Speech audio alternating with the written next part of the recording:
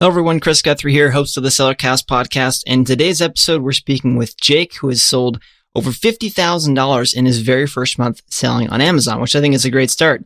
You're going to listen to what he did to accomplish that, and along with his different strategies for finding products that he prefers to sell on Amazon as opposed to following what a lot of the crowd is doing. So make sure you listen to this episode fully. Check out the show notes by going to sellercast.com/8, and let's go ahead and start the show. Hello everyone, Chris Guthrie here, and today we have on a special guest, Jake Hamilton. And Jake, welcome to the show. Thanks, good to be here. Yeah, so I'm excited to speak with you. We chatted a little bit before we got going here. First question, how long have you been selling on Amazon for? I've been selling on Amazon for a whopping 1 month, basically. 1 month? Yeah, Awesome. My first sale was about September 9th, I think, is when I actually got a real sale or two. Okay, cool. Yeah, and so by the time we publish this, maybe a little bit after that, but yeah, so about a month. And that's part of the reason why I wanted to talk to you, since it was a different perspective, since we've had on people of all the different experiences and time selling on Amazon. So then before we get into your sales numbers and some other questions that you might have about that process, what were you doing before you started selling on Amazon, and maybe what drew you to this business model?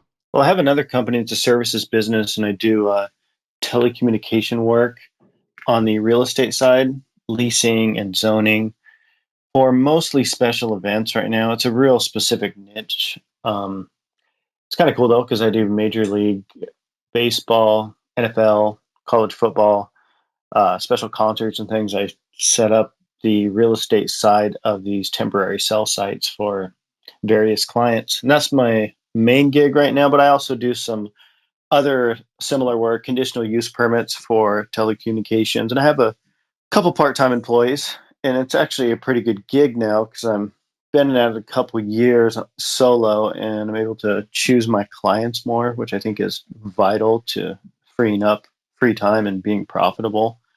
Mm-hmm. And got into this. Actually, the first time I ever heard about it was in 2014, and I was on a road trip, I think from Oregon to Arizona, and I was ripping through the podcasts, and I listened to a certain Entrepreneurial Boost podcast, and it was about the interview that you did. I think it was the first time you'd really heard about it too, and somebody was on there, and he was throwing around some crazy numbers and just talking about the process. And I'd looked at internet marketing gigs before, and it really turned me off doing any kind of pyramid. I don't want to say schemes because that's not fair, but affiliate type stuff or any of that. I'm not tech savvy at all. This is my first tech business. I've never really sold a product in my life. You know, everybody sells as part of any type of business, but I heard about this and I was like, that's something that sounds pretty cool. That's something I could actually do as a side gig, and it sounds a little fun actually, which is rare. And so just to clarify too, so on the affiliate side, I mean, that's part of how I got started. Is I was doing Amazon's affiliate program years and years ago. And then I built a site up and sold it, and then started doing some software products and started selling on Amazon. And then here we are now with this podcast and doing Salesbacker. But yeah, I mean, there's definitely a lot that goes into that business model where you're trying to rank websites and you're doing keyword research and content marketing and writing and all that to try and rank for different terms. And then you're essentially selling these products, and you don't really have a lot of say in the product itself, other than, the say of what you might write about it. But that's great. So you heard about it. For me, that's cool. Yeah. I didn't know that. I know. And then, interesting, that's where you got started. Mm-hmm. Well, that's great. I mean, that's why I love doing this. So cool. So that was the business you have. And so you started doing it. Now, is it just because you're at the point of that? Well, I took I took a hiatus. I did that, and I was trying to build a software, and I still kind of am, but I've taken a vacation from it for my services side. Just basically pumped a lot of money into a trying to build a software as a service type of business, and I put this on the shelf for about 6 months because I really are longer. So I was really trying to focus on that other business, and I have shiny object syndrome really bad. So I was trying to focus, on one side business at a time, but this kept coming back up, and I felt like the momentum was building and I was missing out. So I was like, you know what, I'm going to do it too. And as I got into it and just started to educate myself like crazy. And then that's when I actually didn't get really back into it until June, I would say. Okay. So you heard about it first back in 2014, and then you started to focus more on it after you had that other business, but you wanted to take a bit of a break. So June then, is that when you decide, okay, I'm gonna actually go and pick a product, and so then Yep. from June and then till October or beginning of September, that's when you started selling, right? So Correct. And I went through a lot of renditions of samples, as I kind of alluded to that in one of the Facebook groups that I've been commenting on. But I took a pretty long time with the sample process and really just trying to revise it and get my product down that I was happy with. so without going into, since we're talking about it, and you brought it up, without going into the specific product that you're doing, can you describe a bit more about what you're doing with the samples? I mean, I know that maybe this is a tough question to answer, but I'm curious to see, what you typically do with the samples No, I can. before you go with something. And I would start by kind of explaining my philosophy on it. Doesn't mean it's the right philosophy. I've done Mhm. extremely well in my first product with it. Again, that I've been in business too long to assume that makes me an expert or even that I know what I'm doing necessarily. That's fine. But I really wanted to customize. I knew that I wanted a higher priced product. It didn't appeal to me making a couple $1,000s a month. I really wanted to kind of go big with it, just a little bit funner and more valuable use of my time. So I knew if I did that, I would have to have a customized product and it would have to be good. And I went through samples. Yeah, I went first thing Alibaba, just like everybody else. There wasn't even a Jungle Scout. I don't even think then. I was just doing the old fashioned 9.99 process where you try to figure out how much people are selling, which was pretty Mhm. painful. But at first, I was going to sell those car mat, the protectors on the back of your seat, that are a great product if you have kids because it protects the back of your seat. And I contacted suppliers and going through it, and I was like, man, this is not a product I really give a shit about. It's really like this just doesn't excite me at all. And I had something else in the back of my mind, but it was more expensive because I'd done research looking for it to buy it myself. And I was like, you know what? It goes against. It's kind of contrary to what had been being taught by pretty much everyone. It still is about the price and about the weight. But I guess you could say my gut, for what it's worth, told me that I would enjoy that a lot more and I should just do it. And I'm Mhm. glad I did. And then I went to Alibaba. And I think the key in Alibaba is number one, you've got to kind of spread your net pretty wide. So I contacted about almost 10 suppliers. And you'll notice right away from the very beginning who to filter out and not, because a lot of them just aren't very responsive. And in Mhm. my view, even more than price, responsiveness is the most valuable trait that your supplier can have. If they're not responsive from the beginning, you got to have a huge warning flag. So I filtered it down to about 5 that were pretty responsive and then got it down to 3 to get samples from, which I think is pretty good regardless of the product. And I got 3 samples. And then on all 3 samples, I kind of pushed back and said, hey, I need these changed. I need this changed. I need that changed. And I had a laundry list. And one of them just bowed out. And I think shortly thereafter, another one bowed out after round 2 or 3. And, I spent some money on the shipping because my product's pretty heavy. And, it's probably $100 a pop each time I had a sample. And I went through that maybe 6 times, 4 Mhm. from the supplier that I ended up with and 2 from another. And it got to the point where after the third round, they're like, dude, you gotta put in a bulk order. Like, we're not going to do this anymore. They get and I get it, right? They get the tire kickers. They get people that are just perennial sample receivers and aren't willing to really, cock the hammer and actually do it. So I understand. So I agreed. I was like, all right, I'll buy 1,000 because I knew at that point that our relationship was such that I was going to go through with it. But I did. I was like, okay, man, here's your $4,000. Now give me my product, but don't send out the bulk because you'd think they would want to maybe get a really good product so that you both have a long-term relationship and that would be their goal. But at the end of the day, they're just like Americans, right? If they want to sell it, they want to push it, they want to sell it, and they don't always, they're not always thinking about the long term as far as, we should really work with this guy or gal so that we can get a product that we both like and that he can sell. And that way we get a customer for a really long time. So you kind of have to force that issue by whatever means necessary. But my supplier's responsive, which to me is, in my other businesses that I've had in the past, that I pride myself on being responsive myself. And it's vital because I have a lot of demands. I'm just a lot of little do this, do that, do this, not that, do this. And they still Yeah. kind of, even now when I'm ordering, I just ordered 3,200 units and they're sweating me for providing a couple different samples that cost them probably $2. I'm like, man, I have to gently remind you that I'm putting a lot of money into your company. And that's just their nature of that company anyway. So I don't hold it against them. They've been pretty good to me. They have good rates. So, I just take it and move on. Yeah. Okay. So that's interesting. You're kind of journey through those different suppliers and then eventually kind of finding through attrition which one to go with. Right.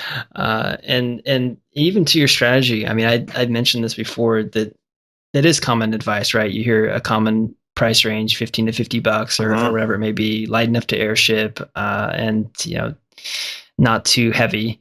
And so it is a common thing. And so if you do the opposite approach, then yeah, I mean, none of the courses and none of the people are really talking as much about that. Right. I knew And that too. And so, that was one of the yeah, deciding factors was whenever I hear about the zigging, I want to zag to a certain degree, not completely out of the process, but at least enough to ditch a large part of the competition.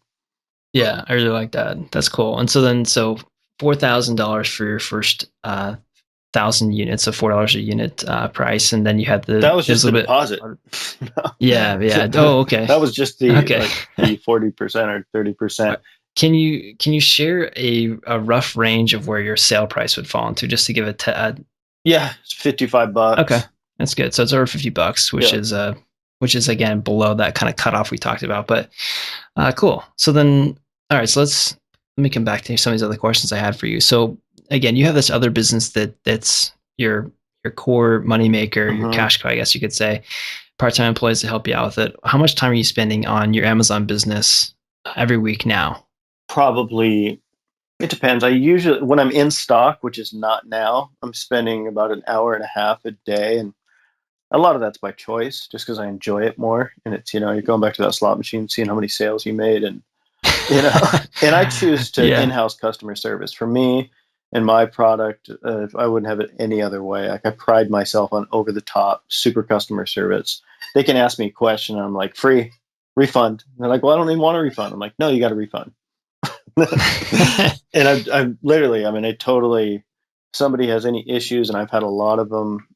Try to just, and it shows in some of my ratings. I mean, I've got a ton of reviews that talk about customer service, and when I'm looking at a product, I know just me personally that's really important.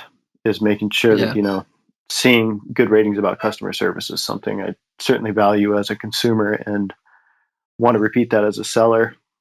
definitely. And you mentioned that you're currently out of stock, and this is probably a good time as any to ask it. So, where you're at sales wise, right? You've been up for a month. How much have you done sales wise? Oh, I did from September 9th to October 7th, or I believe September 6th to October 7th, I did 52,000 in That's gross. awesome. Yeah, I didn't profit all that, but I even profited a lot. I mean, I came close to 20,000 in pure profit for my first month.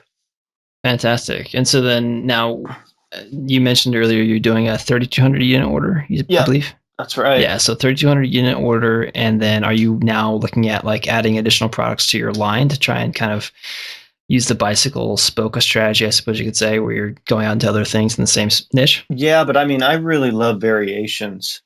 If you Yeah. can squeeze the life out of that one review set, I think it's insanely valuable. If you can tie a product to your parent product and utilize that review set and all the work that you put in on that parent.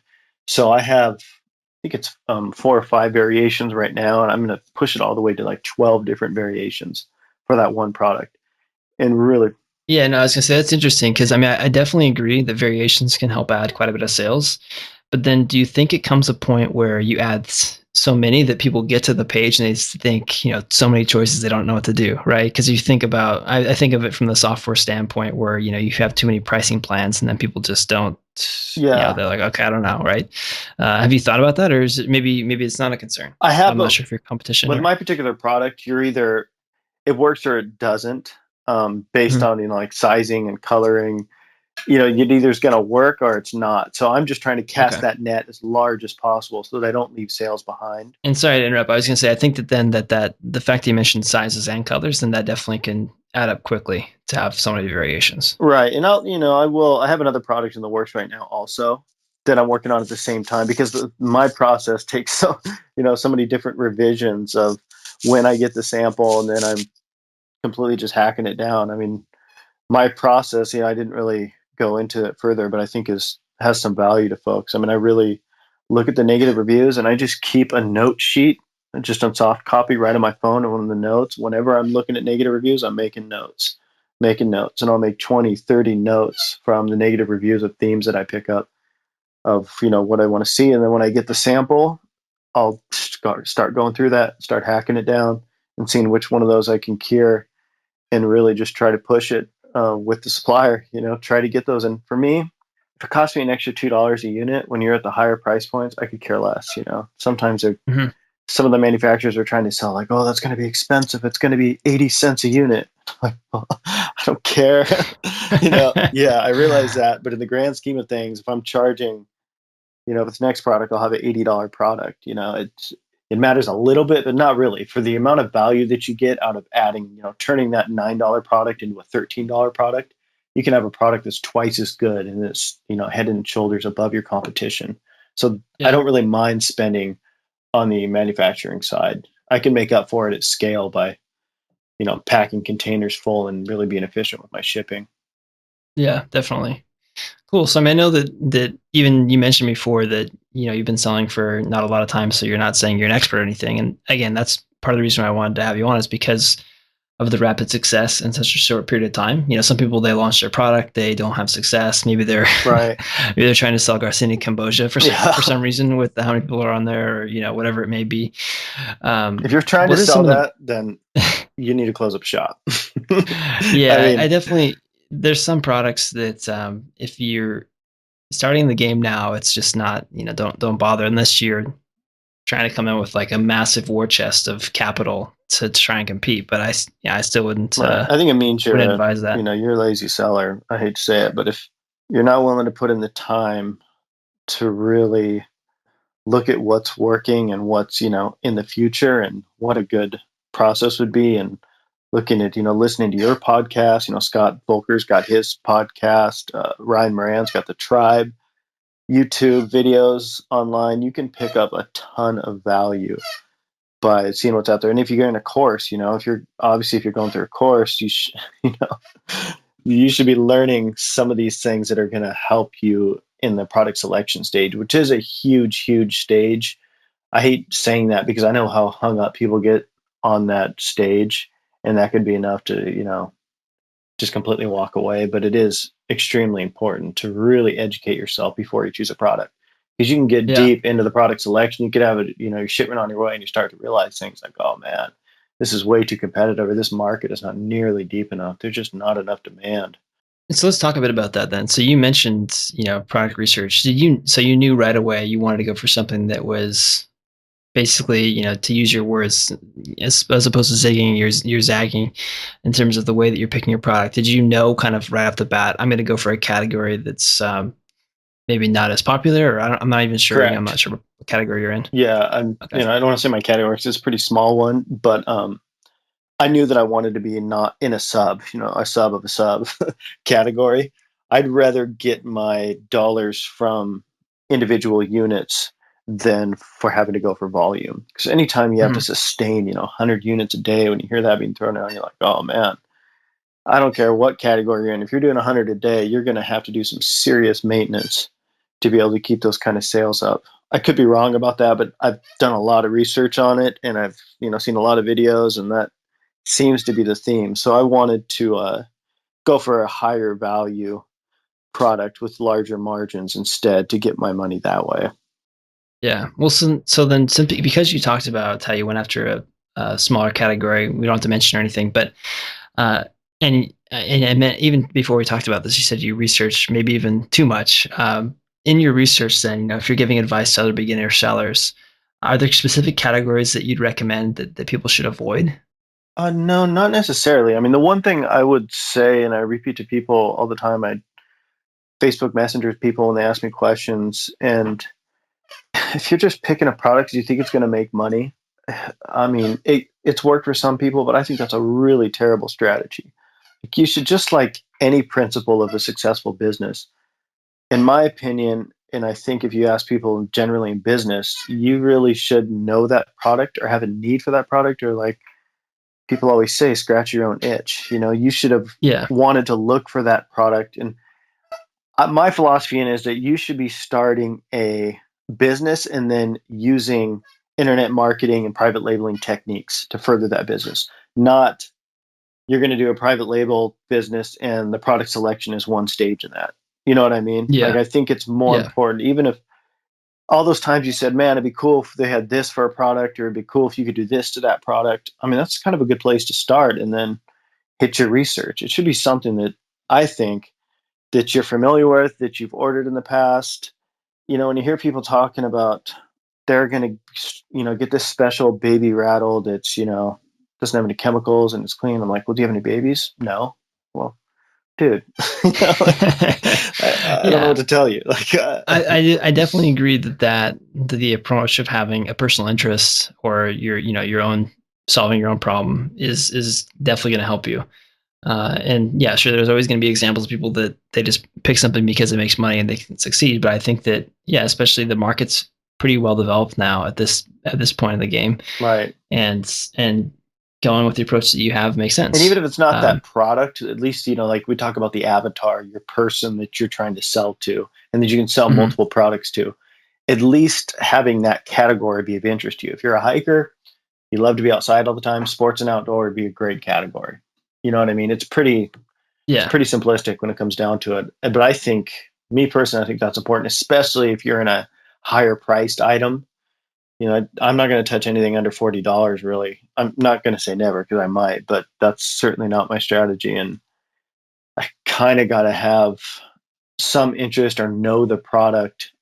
Again, like I said, I've never sold anything in my life. I've never had a e-commerce business, never done anything technical like that at all. But just common sense, right? I mean, a lot of people, I'm like, they're asking me about certain private label items and whether they should just put their label on it. I'm like, using common sense, would you compete with somebody who has 1,000 reviews, already has a great listing, and you're going to sell the exact same product, but with way less reviews? I mean, you might get some sales out of that, but uh, I would strongly suggest making a tweak. Nothing drastic, but do the research, look at the negative reviews, see what can be tweaked. It's really not rocket science. It's been talked about, by yourself, by, I know Scott Volker talks about that. It's a pretty common way of just making your product a little bit better. You don't have to do anything super drastic either. yeah, yeah. And for people listening too, you can check out. I talked with Scott in episode 5, so sellercast.com/5 if you wanted to check that out. But yeah, those are great points. Coming back to the initial success that you had, can you talk about your product launch strategy? Yeah. I just went for the giveaway. I didn't do a full giveaway. My product's about $55, and I gave it away, I think, for $4 or something. And Mm-hmm. I did it on. Can I name specific services that I used? Sure. I used AMZ Tracker in their review club.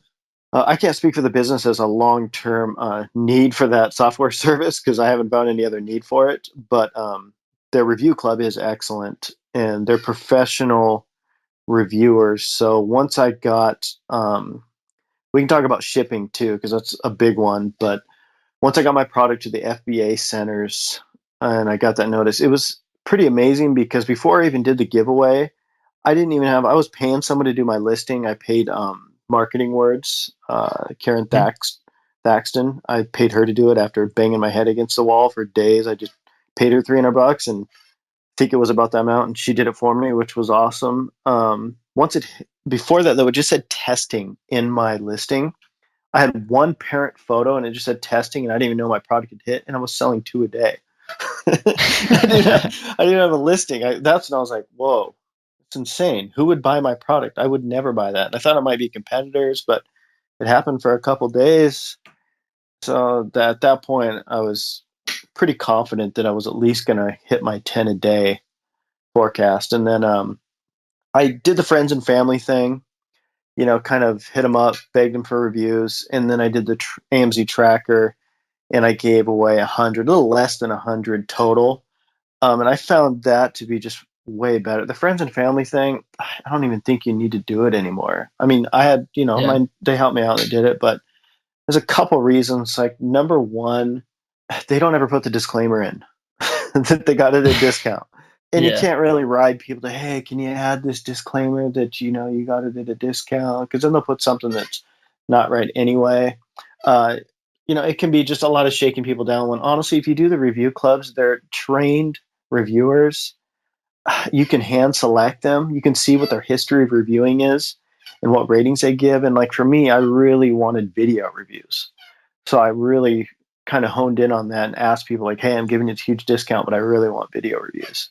And I Yeah. got a bunch of them, which kind of makes up for not being able to have videos in your listing because you got organic videos from people who've received your product and post, with lots of pictures and videos. And I honestly think that helped me quite a bit. Yeah. Yeah. I mean, that's the thing too, is that there's so many platforms out there. We don't have to go into all of them, but that's actually a whole other discussion, is to see what will happen long term with those. But yeah, I Right. definitely agree on the friends and family side that I mean, technically Amazon updated their terms of service a little while back, and they specifically call out like things not to do, and it's like, get a family member to leave a review for your product to help boost sales. Like they specifically say Right. that. And Right. again, it's one of those things where, again, some people still do it, and it's, it comes down to business decisions that people need to make. uh, Yeah. but yeah, I think the biggest point is to just, you don't have to harass your friends or your family members to, hey, can you go write that review? And it's always going to be worse than Yeah. someone else's you get. But Especially when you're on product like 4, and people are like, yeah. oh man, Yeah, definitely. I don't see why not just use the review clubs. It's just Yeah. so much more stress free, and they know what they're doing, and it's quick, and you can kind of phase it out as you want to. And I had a pretty good success rate. Out of I think 90, I got maybe 60 reviews, and I got almost 130 reviews in that 1 month time frame, Okay. and I got a 4.8 or something average rating, and most all of my reviews now are totally organic, and I get a bunch of them, and it's I've been really pleasantly surprised by some of the great reviews. I mean, that's what's kind of rewarding too, is when you see legitimate 5-star. Not that the other ones aren't legitimate, but there is a giveaway. But when you see people that pay full price and they leave like, this product is so awesome, you know. And on the review side, you're just using Salesbacker now for the email follow up to get the reviews, Yeah, right? and I'm not, I know it's your service and all, but it is a great service. And Scott's got a video on his YouTube channel that shows you how to do it. It was funny because I set aside like a whole day. I'm like, don't talk to me, nobody make eye contact with me. I'm locking the doors. I'm going to do this. I need to set this thing up so that the sales, because I didn't even have it set up when the first ones were coming in. The first sales, it just happened really Yeah. fast. And honestly, it took me like 20 minutes, and I have humor built into mine, which I think it's funny. I didn't use your humor template, but I just kind of put in my, Yeah. uh, I think you'll be cooked. as long as you personalize it, right? As long as you Right. kind of get a different angle, that's like the key, I believe. Totally. Totally. But If you get a cat scratcher, like, I hope your cat still has claws. My smiley yeah. face, Yeah. Well, cool. So that's awesome. So it was pretty much just the review club giveaways. You obviously did a lot of work on your research for your product, the niche that you picked, and the pricing, and even that was one thing I was curious about actually. Now that I'm mentioning it, is does the product technically oversize, or was it still fit in within standard size for Amazon in terms of FBA storage You fees? mean the 18 by, what is it, 18 by 14 by Yeah, I 8? I forget off the top of my head now, but I yeah. know it off the top of my head, I think pretty well. I had my product actually specifically designed to fold like right into a centimeter below all of those. Awesome. And so when it arrived there, they didn't have like a thicker box than than you Oh, planned on, or so, dude, some I had element I had that. to tape measure out incessantly Yeah. for all angles and for it to know, like, you need to I like make that. another fold on, this part needs to, and they're like, that part doesn't fold. I'm like, come on, Yeah. make it so it does somehow. And I did, but with that said, I'm coming out with oversized products. The next variations are oversized, and my next product will be oversized. I'm not. I like that kind of stuff. Like I said, I think it eliminates competition. You know what I mean? Give Yeah. me an Mhm. oversized product that's heavy, that costs $100, and awesome. I'd love to sell it. That's awesome. One of the, so we're getting close to the end. I like to try and keep our episodes at a specific length, about 30-minute mark or so. Uh, I'd like to talk just briefly about failures and then long-term goals. So along this way, you mentioned, you spent a lot of time researching, but do you have any specific failures that you can speak to that you could give advice for people to avoid? Yeah, I had a major failure in that a lot of my products at my manufacturer were mislabeled. Well, I can't necessarily blame them. I don't know where it happened, but the wrong product was mislabeled at Amazon for about 100 of my units. So, a, Oh dear. oh man, a bunch of customers got the wrong product, and that's, Salesbacker helped me with that because people were getting back to me and like, help me understand. That's when a lot of them are like, you know what, keep that one. Here's your money back, and here's a promo code to get the right one. I'm totally sorry, and it ended up being a good opportunity to show really good customer service. But yeah, it sucked because I couldn't even turn on PPC for weeks because I had a listing that was one of my variations was down, and I was still selling over 30 a day. I mean, the sales were just insane, and I had essentially half of my product was turned off because they were doing an investigation. You got to Hmm. be. That's one of the things. Like, be really careful about what you ask Amazon to investigate because they'll just close your listing down for weeks. Be careful Hmm. what you wish for. It's almost worth it almost to live with a mistake and then just deal with your customers direct. It Yeah. almost is because I didn't even turn on PPC because of that because I had a listing that was down. Then by the time I turned my PPC on, my sales were flying and I ran out of stock really fast. But number two, in that same vein, somebody's got to check the product. With mine, it's too big and it's a giant container, so I'm having my freight forwarder open up all the boxes and check them just to make sure that what it says in the outside of the box matches that product that's in the box. Because I have Amazon label it, and I only label the outside of the carton. But the first Hmm. time that it's really opened, the first time was when Amazon got it, and that I will never do again. I will make sure and pay extra to have my freight forwarder pop open those boxes and check each unit. It seems kind of intuitive, but I didn't do it my first time. I was a little naive about it and just assumed that it would go smoothly.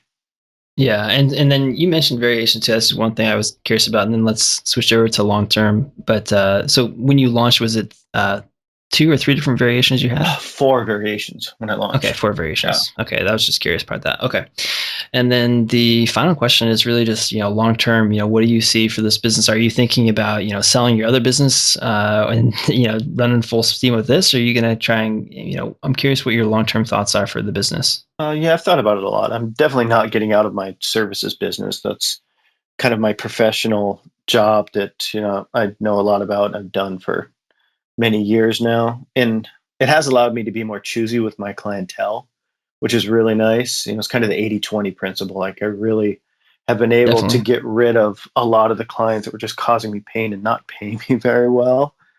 So I've got a couple clients right now that are just excellent, and then I can kind of live with their volume of work a little bit more, and which is awesome. And they're super profitable, and I like them a lot. So I don't have any plans to do that yet. I mean, if this thing, my goal is to get it to 100K profit a month within maybe 18 months. I mean, I'd like to get 5 high-priced products with several variations underneath this brand. I'd love to make 20 to 30K a month from each product, which I've done that with my first, and I've been in business too long to assume that I'm going to repeat that magic every time. But I feel like I have a really good strategy, and I have the products laid out, and I'm actually better at it now. So if I can get to that 100K profit a month, still wouldn't quit my. I say quit, but actually I own the business, and it's services, so it's not really valuable necessarily. Yeah, But it's it's it's based more great on for you cash and flow. yeah. It's great for cash flow, but it's not a super valuable business. But if I would only think about making it full time if I could open up other channels. If I got to the point where I maximized, like everybody talks about kind of now, if I Yeah. maximized Amazon and then had different streams of revenue. I mean, that's, going back to the beginning of this podcast, like one of the reasons I did this business is because my services business is feast or famine, and it's doing really well Mhm. now, but it just goes in cycles. So I really wanted a business that was more consistent as far as cash flow goes. And when you're a business owner, it's really nice to have alternative streams of revenue that aren't completely dependent upon one. It's important to focus. Obviously, that's extremely important to really give it all to one business. But that's really my long term, though. If I could get enough revenue and I could get alternative channels, then I would consider it. But I would really have to have, a Shopify website. I really have to have a presence on Pinterest. I would pay somebody probably to, put me on Pinterest, get me on eBay, get me a Shopify site, do some Google SEO, and just really attack that side of it. But the reality is that I don't think anyone should be ashamed of only hitting the Amazon channel when it's just such a Goliath compared to anything else. It just so far outweighs the volume that anyone else is pushing. And, and I'd like to think that if Amazon does slow, which in the technology world, that's certainly likely at some point, that there would be another player or players that would pop up and we would be able to have a presence on that as well. Definitely. Awesome. Well, Jake, I think let's wrap it up, but I really appreciate you coming on to share your feedback. I know you mentioned again, that was kind of the theme, is that you're a newer seller just starting out, but I think that the approach that you attacked it with was really unique in that regard. And so I think it was a great story to share for everybody. So thank you so much for coming on to share it. Yeah, thanks for having me. All right. Thank you again. And yeah, we'll talk again soon. All right. Thanks. Bye. And that's a wrap. Hopefully you enjoyed that episode with Jake. I think he had a lot of unique ideas in terms of how he was able to be so successful so early on. So make sure you check out the show notes, sellercast.com/8 if you want to look at those. And also make sure you go to sellercast.com/now if you would like to get more product reviews for your products you're selling on Amazon. So that'll get you signed up for Salesbacker to check it out. Thanks again for listening and have a great rest of your day.